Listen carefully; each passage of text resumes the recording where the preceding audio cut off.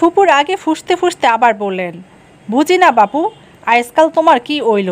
স্বামীর পায়ের নিচে স্ত্রী বেস্ট, অথচ আজকাল মায়াগো সেই দিকে কোনো পাত্তাই নেই। আমাগো সময় আমরা স্বামীর কথার বাইরে এক পাও দিতাম না, এই মাইয়াগুলারে কথা শোনানো যায় না। বুবু, আমার ছোট বউ আজ পর্যন্ত এমন হয়নি যে সে আমার কথা রাখেনি। হ্যাঁ, হয়তো অন্য বউদের মতো খুশি মনে হয়নি, সেটা অন্য ব্যাপার। বুবু, আমাদের জমানায় আমরা ভুল জানতাম, স্বামীর পায়ের নিচে কখনো স্ত্রী ব্যস্ত হতে পারে না। সঠিক হলো মায়ের পায়ের নিচে সন্তানের ব্যস্ত। স্ত্রী সেও কারো সন্তান, ওর মায়ের পায়ের নিচে ওর ব্যস্ত। হ্যাঁ, তবে এটা আছে, স্বামী অসন্তুষ্ট রেখে স্ত্রী মারা গেলে সে জান্নাতে প্রবেশ করবে না। এটাও আছে, সর্বোত্তম পুরুষ সে যে তার স্ত্রীর নিকট উত্তম। এক্ষেত্রে বুবু, আমাদের ধর্মটা খুবই ভারসাম্যযুক্ত ধর্ম। স্ত্রী বা স্বামী উভয়কে উভয়ের উপর অধিকার দেওয়া হয়েছে। যেখানে সবার হক আছে, সবার উপর সবাইকে মর্যাদা দেওয়া হয়েছে। হ্যাঁ, ধরো একজন স্ত্রী স্বামী খুব খারাপ, বিয়ের পর থেকে তাকে অত্যাচার করে, স্ত্রীর কোনো দায়িত্বই পালন করে না, তার পায়ের নিচে কীভাবে স্ত্রীর ব্যস্ত হতে পারে? অন্যদিকে মা, সে জন্মের পর যদি কোনো দায়িত্ব পালন না করে, শুধু গর্ভাবস্থার কষ্টের জন্য সে সন্তানের সদাচারণের হকদার। হাদিসে বলা হয়েছে, মা যদি মুশরিকও হয় তবু তার সাথে সদাচারণ করো। মুশরিক মানে শিরককারী, মানে শিরক করা হলো ইসলামের কবিরা গুণাগুলোর মধ্যে সবচেয়ে বড়। সুতরাং মায়ের পায়ের নিচে সন্তানের ব্যস্ত। বুবু, বুঝতে পারছো? আমরা না হয় আগে জানতাম না, এখন জেনেও কেন ভুল বলে গুণাগার হব? ফুপুর আগে গজগজ করতে করতে বললেন, হয় হয় জানি, তোর কাছে তোর বউরা ছাড়া দুনিয়ার কেউই ভালো না। আমরা তো মানুষই না, তোর বউগুলার কোনো দোষই নেই। এগো পড়ালেখাই করাইস, ঘরের কাজ সব তুই করিস, এদের রাইদ্দা খাওয়াইস। বুবু, তুমি ভুল বলছো, আমার কেন রান্না করে খাওয়াতে হবে? এটা এদের সংসার, এদের জামাইদের টাকা, এরা এদের নিজেদের জন্য সন্তানদের জন্য রান্না করে, সেখানের উপর আমি একা খাইতে কোনো সমস্যা নেই। বুঝেছি বুঝেছি, এবার তোর তিল তিল করে গড়ার সংসারটাও এদের দিয়া দে বলে আমার শাশুড়িকে কিছু বলার সুযোগ না দিয়ে সেখান থেকে চলে গেল। এইসব কথাই আমার সামনে হচ্ছিল, স্পষ্ট বুঝেছি আমার শাশুড়ির মুখ কিছুটা মলিন হলেও নিজেকে সামলে নিয়েছে। সে যাই হোক, আমার ভালোই লেগেছে। সবচেয়ে ভালো লেগেছে পায়ের নিচে বেহেশত নিয়ে বলা কথাগুলো। আমিও এটা মানতাম না, কিন্তু এইভাবে কখনো ভাবিনি। আমি যতগুলো শাশুড়ি সম্পর্কে শুনেছি, তার মধ্যে কোনো শাশুড়ি বউকে এভাবে সাপোর্ট করে না, বউয়ের ত্রুটিগুলোকে এভাবে লুকায় না। আমি আমার বান্ধবীর কাছে শুনেছি, তাদের অনেকের শাশুড়ি নামাজ কালাম পড়ে ইসলামের অনেক হুকুম আহকামই মেনে চলে, কিন্তু আবার বাহিরে মানুষকে বউয়ের ত্রুটিগুলো বরং আরও অনেক কিছু বানিয়ে বানিয়েও বলে। যদিও আমার জানা মতে গীবত করা অনেক বড় গুনাহ, মিথ্যা অপবাদ দেওয়া তার চেয়ে বড় গুনাহ। সেক্ষেত্রে আমার শাশুড়ির এই বিষয়টা অনেক ভালো লেগেছে। ওনার অতিরিক্ত শাসনগুলো বাদ দিলে ওনার মধ্যে একজন বুদ্ধিমতী স্বশিক্ষিত মহিলা লুকায়িত। যাক, বিকেলে ফুপু চলে যাওয়ার পর শাশুড়ি মা আমাকে নিয়ে পুকুর পাড়ে গেলেন। আমাকে কয়েকটা পেয়ারা পেরে দিয়ে বললেন, জানিস বউ, তোর শ্বশুর যখন মারা যাচ্ছে আমার শুধু ঘরের তলাটাই ছিল, পাশের জায়গাগুলো আমার ছেলেরা দ্বিগুণ দাম দিয়ে কিনেছে। এই ভিটা ভরাট করার জন্য রাতের আধারে মাটি কেটেছি, যাতে আমার ছেলেদের কিছু টাকা বাঁচে। টাকা আমার কাছে তেমন মূল্যবান ছিল, এখনও তার চেয়ে বেশি মূল্যবান তিল তিল করে গড়ে তোলা আমার স্বপ্ন, ইসলামী পরিবার। আল্লাহর ইচ্ছায় হয়তো আমি কিছুটা সফল। মারে, তুই আমার সবচেয়ে আদরের এবং আমার অন্যান্য বউরাও। তোদের আমি শাসন করব, ভালোবাসবো। আমার শাসনে ভুল হতে পারে, তোদের ভালো নাও লাগতে পারে, কিন্তু অন্য কেউ তোদের দিকে আঙুল তুললেও আমার ভেতরটা জ্বলে ওঠে। আমি সহ্য করতে পারি না কেউ আমার বউদের কিছু বললে।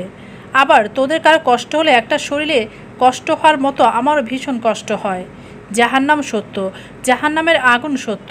মারে, আমি ভাবতে পারি না আমি বা আমার কলিজার টুকরো বউ বাচ্চারা আগুনে জ্বলবে। আমি জানি তুই আল্লাহর রঙে রাঙিয়ে যাবি, যদি একটু চেষ্টা কর, তবে সেটা খুব শীঘ্রই সম্ভব, ইনশাল্লাহ। সেদিন অনেকগুলো পেয়ারা নিয়ে বাড়িতে আসি বউ শাশুড়ি মিলে। বাড়িতে এসে বললেন, বড় বউ দেখো, সুমু পেয়ারা নিয়ে এসেছে, লবণ মরিচ দিয়ে মাখাও, সবাই মিলে খাই। বুঝেছিলাম উনি খুব বিচক্ষণ মহিলা, এমনি এমনি বাড়ির সবাই ওনাকে এত মানে না। এত বড় সংসারটায় এমনি এমনি এত সুন্দর ঠিকই নেই। ওনার বিচক্ষণতা, দূরদর্শিতা এই সংসারের মানুষগুলোকে এত ভালোবাসায় বেঁধে রেখেছে। আরও বুঝতে পারলাম উনি ওনার বউদের শাসন করতে পারবেন, কথা শোনাতে পারবে, অন্য কেউ খবরদারি করতে পারবে না। অবশ্য পুরো ব্যাপারটা আমার এত চমৎকার লেগেছে, অনেকক্ষণ ঘোরের মধ্যে ছিলাম। মাঝে মাঝে বেশ অবাক লাগে, উনি পুরনো আমলের মহিলা, শিক্ষিত নয়, কিন্তু ইসলাম সম্পর্কে এত কিছু সঠিকভাবে কিভাবে জানে। শিক্ষাকে এত ভালোভাবে মূল্যায়ন শিক্ষিতরাও করতে পারে না। ওনার প্রতি একটু একটু ভালো লাগা কাজ করলেও ওনার নিষ্ঠুর শাসন ওনাকে আপন করে নিতে বাধা দিচ্ছে। ব্যালকনিতে বউরা যেতে পারবে না, উঠানের বাইরে যেতে পারবে না, নিচতলার লিভিং রুমে গল্প করা যাবে না। গল্প করতে চাও তো উপরে বসার ঘরে করো, নির্দিষ্ট টাইমে খেতে হবে। কি অদ্ভুত! বাড়ির সবচেয়ে ছোট মেয়ে, মাত্র 3.5 বছর বয়স, 3 নাম্বার জায়ের মেয়ে, একেও বলে স্লিভলেস কাপড় পরানো যাবে না। কেন এত কঠোরতা? সেইবার বাবার বাড়ি থেকে আসার সময় খুব সুন্দর স্লিভলেস জামা আনি আমাদের আয়শা মামনির জন্য। অবশ্য জামাটা আমি খানিকটা জেদ করে এনেছি, এত আদর লাগে ওকে, মাঝে মাঝে ইচ্ছে হয় ওকে বুকের সাথে আটকিয়ে রাখি। শাশুড়ি দেখে খুশি হয়েছেন, কিন্তু মানাও করেছেন এটা পরিয়ে বাহিরে যেন নিয়ে না যাওয়া হয়। খুব রাগ লেগেছিল। আমি শান্ত স্বভাবের মেয়ে হলেও সেদিন প্রতিবাদ করেছিলাম। কেন মা, এই বাচ্চা মেয়েটিকে আপনি পর্দা করাবেন নাকি ওর জন্য পর্দা ফরজ? পারলে ওকেও জব্বা পরান। এই বাচ্চা মেয়েটিকে যে কাপড়গুলো পরান সে তো গরমে অস্থির হয়ে যাবে। না রে মা, তোর প্রশ্নের কোনোটিই ওর জন্য নয়। প্রথম কথা, গরমটা ওকে সহ্য করার অভ্যাস করাতে হবে। আর দেখ না মা, হাতাছাড়া কাপড়ে আমার নাতিটার হাতগুলো কত সুন্দর লাগে। যদি মা কোনো দুষ্ট লোকের নজরে পড়ে? ও মেয়েকে আল্লাহ আকর্ষণী করেই সৃষ্টি করেছেন, ওর উপর তো একসময় পর্দা ফরজ হবেই। তাই এখন থেকে ওকে পর্দার পাঠ পড়ান। যেটার আগামাথা সে বোঝে কি না সন্দেহ। হ্যাঁ, বোঝে না, কিন্তু আয়েশার মাথায় এ কথাগুলো জায়গা করে নেবে। আমার আর এ বিষয়ে কথা বলতে ইচ্ছে হলো না, অনেকটা রাগই হচ্ছিল। হয়তো শাশুড়ি বুঝতে পেরেছেন। শোন মা, আজ রান্না নেই, উঠানে আয়, সবাই মিলে খুব মজা হবে। রাগে গজগজ করতে করতে উঠানে গিয়ে দেখি বাচ্চারা সবাই খেলতেছে, আর ভাবিরা কেউ সাইকেল চালাচ্ছে, কেউ দোলনায় দুলছে। শাশুড়ি জানেন আমি রেগেছি, আমার দিকে তাকিয়ে সহাস্যে বললেন, যা মা, তুই ওদের সাথে মজা কর, তোর ইচ্ছে যেমন তেমন কর, দেখিস ভালো লাগবে। এই সাইকেল ভাবিরা চালায়? মেজবউ সাইকেল চালাতে জানতো, সে খুব দুরন্ত ছিল, সহজেই অভিমান করত। বাড়ির ছোট মেয়ে ছিল, হয়তো তাই এমন ছিল। ওর খুশির জন্য সাইকেল নিয়েছিলাম। পরে দেখি মেজবউ সবাইকে সাইকেল চালানো শিখিয়েছে। মেজবউ বলে সাইকেল চালালে শরীর মজবুত থাকে। বাবার বাড়িতে খুব আহ্লাদে বড় হয়েছে। আমি শাশুড়ি বলে তো ওর আবদার আহ্লাদ কেড়ে নিতে পারি না। ইয়াসির বাড়িতে না থাকলে ওরা যা ইচ্ছা তাই করে, শুধু পর্দার মধ্যে থাকতে হয়, এই আর কি। ছোট্ট বউ? আমি এসব শুনছিলাম আর আনমনা হয়ে ভাবছিলাম, যে মহিলা দিনের ব্যাপারে এত কঠোর, সে কিভাবে বউদের সাইকেল চালাতে দিতে পারে, কিভাবে বউদের ছোট ছোট চাহিদারও খেয়াল রাখে। এইসব ভাবতে ভাবতে কিছুটা আনমনা হয়ে গিয়েছিলাম। ওনার ডাকে চমকে উঠে ওনার দিকে ফিরতে আবার বললেন, তুইও বাবার বাড়িতে যেমন ছিলি তেমনভাবে থাকতে পারবি। মনে মনে বলছিলাম, এত বাধা নিষেধের মধ্যে বাবার বাড়িতে ফিলিং কখনোই আসবে না। তিনি হয়তো আমার মনের ভাব বুঝতে পেরে আবার বললেন, আমি তোদের খুব শাসন করি তাই না? জানিস তো মা, নিচে বসার ঘরে যে কোনো সময় যে কেউ আসতে পারে। তোরা গল্প করার সময় তোদের কাপড় চোপড় ঠিক থাকে না। তোরা অপ্রস্তুত অবস্থায় যদি এমন কেউ আসে যার সামনে যেতে তোর ভালো লাগবে না।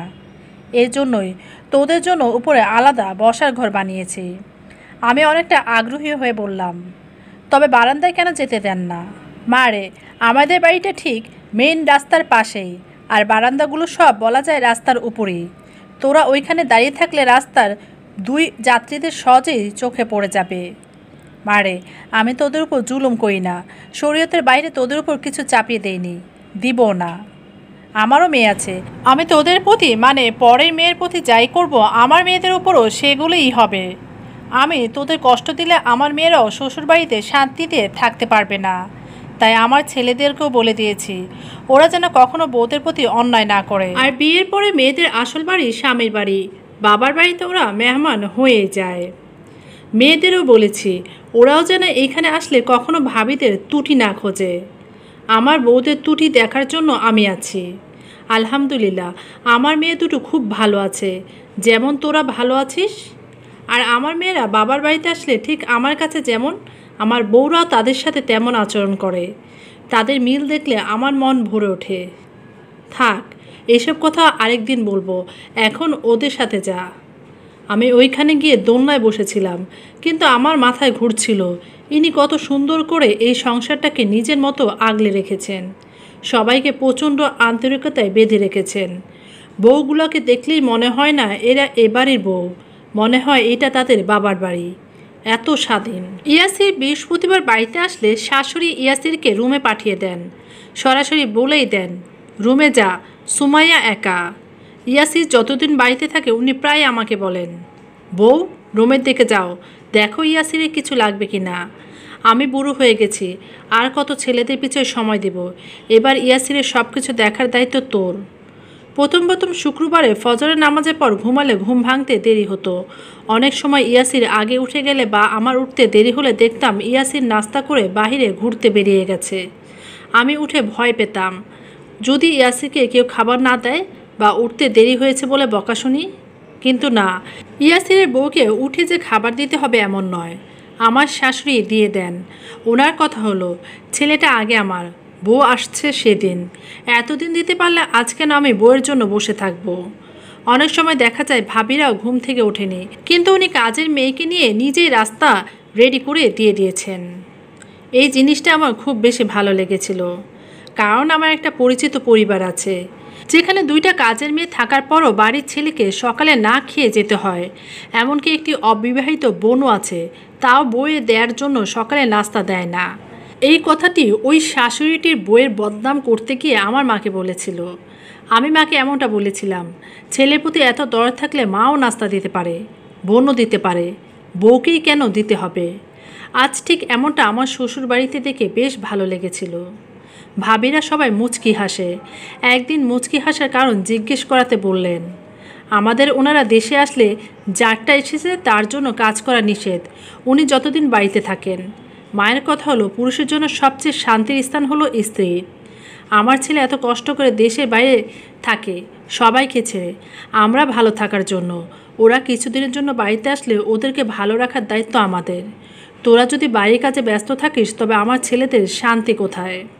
তোমাদের বিয়ে হওয়ার পর থেকে মাকে দেখি ইয়াসিরের সাথে তেমন গল্প করে না, বাড়িতে আসলে রুমে পাঠিয়ে দেয়।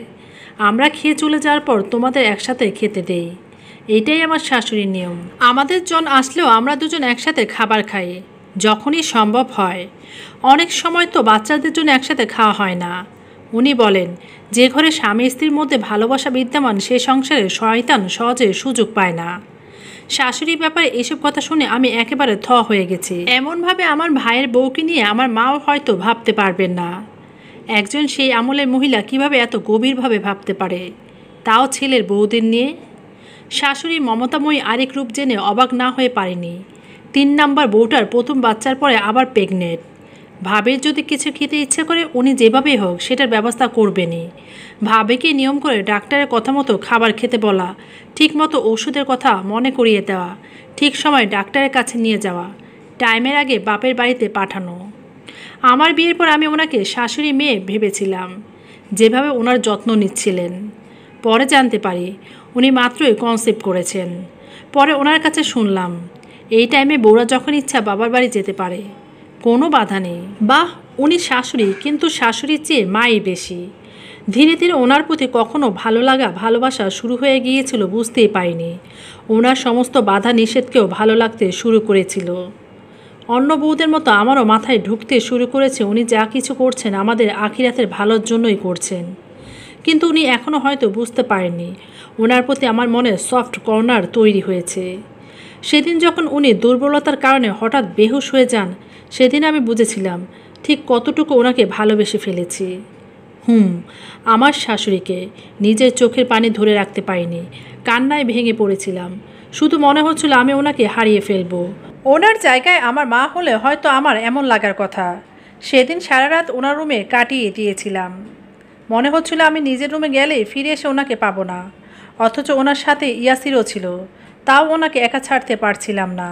উনি চোখ খুলতে শুধু বলেছিলাম, মা আমাদের ছেড়ে কোথাও যেতে পারবেন না, এই সংসারে আমার আপনার ছেলের আপনাকে খুব প্রয়োজন বলে কেঁদে দিয়েছিলাম। উনি শুধু মুচকি হেসে আমার মাথায় হাত দিয়ে বলেছিলেন, এটাই তো আমার সংসার। আজ আমার সংসারটা পরিপূর্ণ। এভাবেই থাকিস মা, আমার মা হয়ে, আমার মেয়ে হয়ে। এই হলো আমার শাশুড়ি। গল্পটি ভালো লাগলে অবশ্যই চ্যানেলটিকে সাবস্ক্রাইব করবেন, লাইক কমেন্ট শেয়ার করে পাশে থাকবেন। ধন্যবাদ।